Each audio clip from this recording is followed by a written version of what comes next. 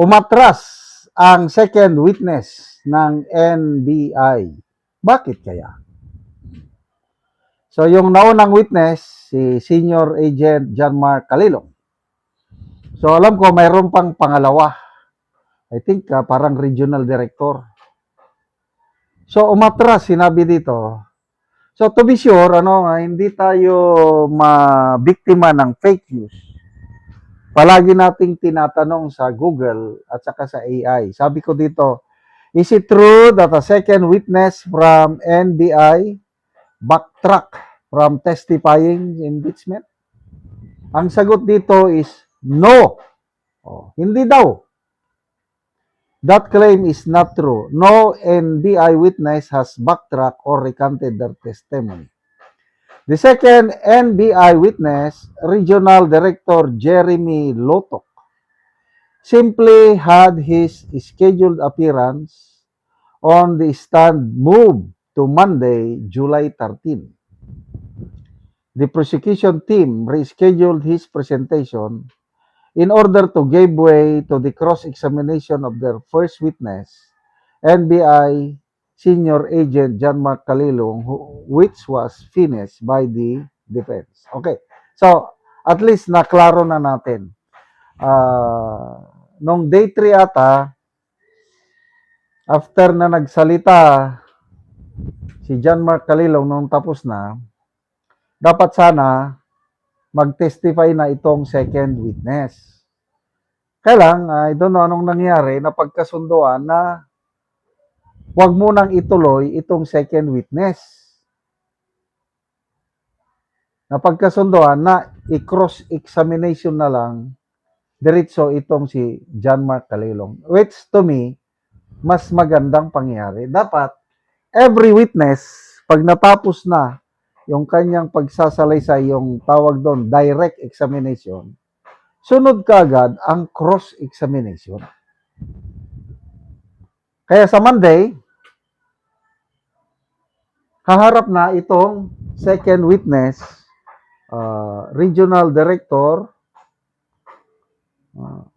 Lotok, Jeremy Lotok. Mag-appear na siya sa witness stand. Kaya lang sa Monday, isinubpwe na rin ng impeachment court si Attorney Zuluaika Lopez, ang Chief of Staff ni VP Sara. Tatayo rin siya sa witness stand as hostile. Ano bang tamang pronunciation? Pasensya na kayo, hindi ako marunong ng pronunciation. Adverse na lang, adverse witness. So dalawa sila natatayong testigo ng prosecution. I don't know kung ano naman ang sasabihin nitong si Regional Director Lotok. Ang hinihintay natin na i-present ng prosecution, yung tao ba na makakapagpatunay na mayroong binayaran, hinire, kinontrata ni VP Sara na tao na assassin para isakatuparan ang kanyang banta laban sa tatlong tao. Kilala niyo na yon.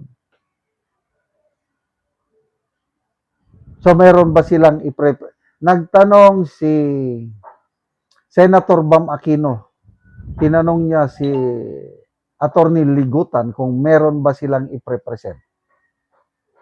And sabi is yes, meron. Ito ba si Regional Director Lotok ang magsasabi tungkol niyan? Kasi nung House, nung proceeding sa Committee on Justice, sinabi na yan ni NBI Director Matibag na meron na silang lead. Pinupurso nila yung lead na yun para i-present yung tao na makakapagsabi either siya or kilala niya yung tao na hire ni VP Sara na assassin. So meron ba? Tingnan natin. But to me, wala yan. Nagpaliwanag na si VP Sara. Lately lang, sabi niya na. patayin muna nila ako bago mangyari yung sinabi ko. Hindi pa naman nila ako pinapatay. So, ibig sabihin, walang katotohanan, hindi mangyayari yung sinabi ko dahil hindi pa ako napapatay. Ganon lang yun. Kasimple. Conditional threat ang tawag doon. Ang may krimen, ang may pananagutan yung threat with a condition. Anong example? Yung ransom. Papatayin namin ang inyong kamag-anak pag hindi ka magbigay, mag-deliver ng 5 million pesos bukas ng gabi. O ganun. May banta. Depende sa kondisyon. So kung hindi makadeliver, edi sasaktan nila yung hostage o yung biktima. Kaya lang kung na-deliver, si BP Sara, conditional threat. Ano yon? Mamamatay if I die. Kung mamamatay ako. Hindi naman siya patay. Kaya nga, mismo si Atty. Edward Chico nagtanong, bakit? Natatakot ba sila na patayin sila ni BP Sara? Parang hindi naman. Dahil, yun nga, hindi naman sila nagsampa ng kaukulang criminal case. Kaya hanggang ngayon, wala pa rin na isasampang kaso laban kay BP Sara sa korte dahil walang complainant. Kaya itong articles of impeachment na ito, itong grave threat na ito, wala na ito. Done deal na ito.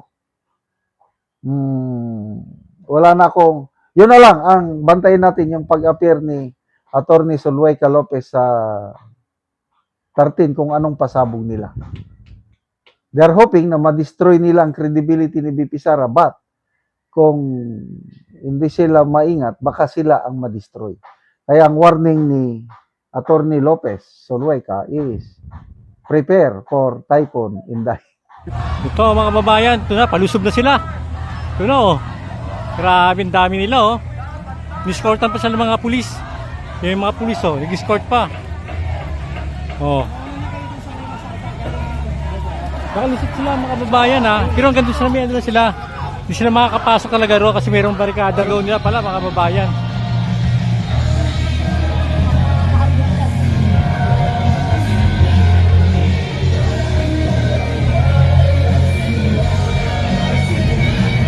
Ayan. Placard at panawagan para nitisin at panagutin si Sara Duterte at lahat ng mga kurakot. Mga kababayan, nakarating na tayo dito sa rangkahan ng Senado para irehistro ang ating mga panawagan para sa ating karapatan, para sa katarungan